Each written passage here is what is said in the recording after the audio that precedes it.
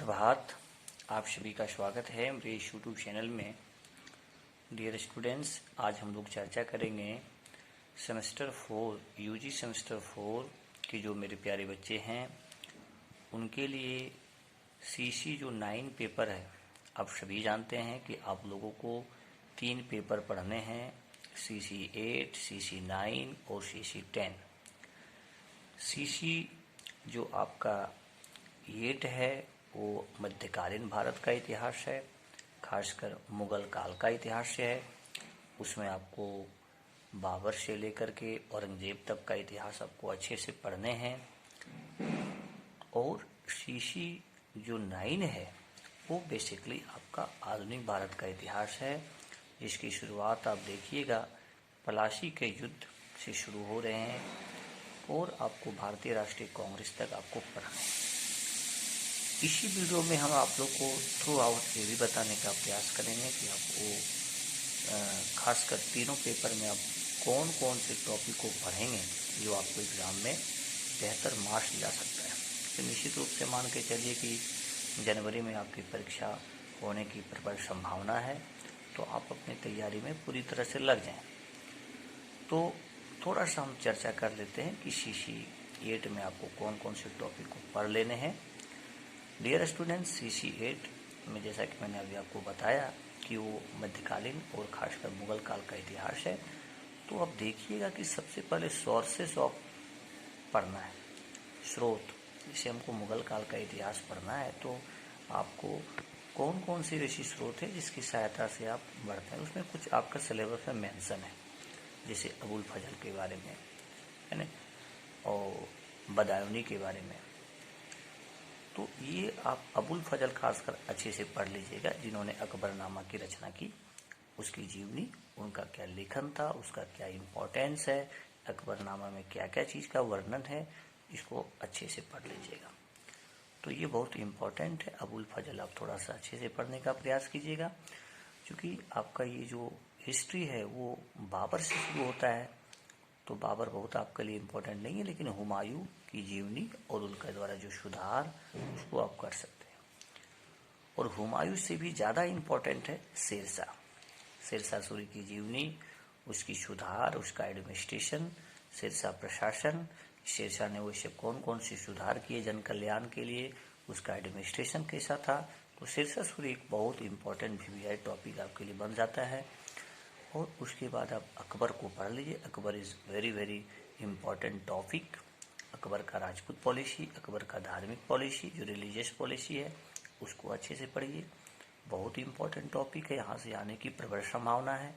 जैसे आपको दे देगा कि अकबर की राजपूत नीति को लिखें, मूल्यांकन करें, अकबर की धार्मिक नीति का मूल्यांकन करें। तो ये सब इतना इम्पोर्टेंट टॉपिक है जिसको आप कर लीजिएगा तो निश्चित रूप से आप एग्ज़ाम में अच्छा कर लीजिएगा। और अकबर के द्वारा जो प्रशासन में सुधार किए गए हैं, जैसे मनसबदारी system, this is very very important topic. मनसबदारी व्यवस्था, इसके लिए मैं वीडियो आप लोग को बना दूंगा, अब उसको देख लीजिएगा कि मनसबदारी सिस्टम क्यों लाया था अकबर ने, उसमें क्या क्या प्रावधान था, जात क्या था, सवार क्या था, ये सब हम लोग उसको देखेंगे। तो ये बहुत इम्पोर्टेंट ये सब कुछ टॉपिक है जिसको आप अच्छे से पढ़ लीजिएगा। प्यारे स्टूडेंट्स, कहने का मतलब यह है कि आपको औरंगजेब की भी धार्मिक नीति पढ़ लेने की आवश्यकता है, उसको अभी आप देख लीजिएगा, और मुगल काल की प्रशासनिक व्यवस्था। साथ ही साथ इससे एक और इम्पोर्टेंट टॉपिक बन सकता है कि मुगल काल जो मुगल है उसके पतन के क्या क्या कारण थे। तो इस भी इम्पोर्टेंट टॉपिक है।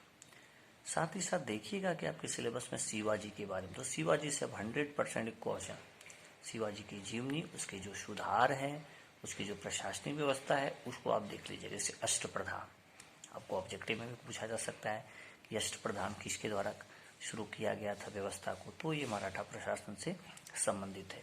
तो शिवाजी को एक इम्पॉर्टेंट टॉपिक आप मान के कर सकते हैं। प्यारे स्टूडेंट, यदि हम सीसी 9 के इम्पोर्टेंट प्रश्न की बात करते हैं तो सीसी 9 में पलासी का युद्ध, उसके काउजेस, उसका इम्पैक्ट क्या हुआ, परिणाम क्या हुआ, इसको आप देख सकते हैं। बक्सर का युद्ध इम्पोर्टेंट हो जाता है। आंग्ल मैसूर संबंध, इसमें जो 4 युद्ध हुए हैं, प्रथम आंग्ल मैसूर युद्ध, द्वितीय आंग्ल मैसूर युद्ध, तृतीय आंग्ल मैसूर युद्ध, इसको आप अच्छे से पढ़ लीजिएगा। टीपू सुल्तान और हैदर अली की जीवनी, उनके बारे में आप उसको देख सकते हैं। आंग्ल मराठा संबंध भी आपका सिलेबस में मेंशन है, तो इसको भी आप थोड़ा सा देख लीजिएगा, ये इम्पोर्टेंट टॉपिक हो जाता है। इस पेपर में एक बहुत इम्पोर्टेंट टॉपिक हो सकता है 1857 का रिवॉल्ट, 1857 ईस्वी की क्रांति के क्या कारण थे, क्या उसके परिणाम हुए, ये आपके इम्पोर्टेंट है। साथ ही साथ प्यारे स्टूडेंट, इस पीरियड में भारत में जो भी जनजातीय विद्रोह हुए, जैसे आप मान लीजिए बिरसा मुंडा, कोल विद्रोह, है ना, तो ये बहुत इम्पोर्टेंट, हूल विद्रोह, जनजातीय जो विद्रोह है उसको आप कर सकते हैं। प्यारे स्टूडेंट्स, इस पेपर में आपके लिए इम्पोर्टेंट प्रश्न बन सकता है भारतीय राष्ट्रीय कांग्रेस की स्थापना, उसके उद्देश्य और इसमें उदारवादियों की भूमिका।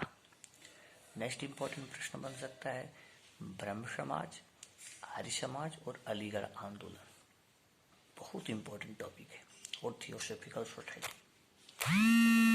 तो इस तरह के टॉपिक को थोड़ा सा आप मेहनत करके तैयार कर लीजिएगा, आराम से अच्छा से एग्जाम आपका जाएगा। यदि हम CC 10 की बात करते हैं तो ये एक्चुअली रूस जापान का इतिहास से संबंधित है, तो इसमें क्रीमिया युद्ध के कारण बहुत इम्पोर्टेंट है।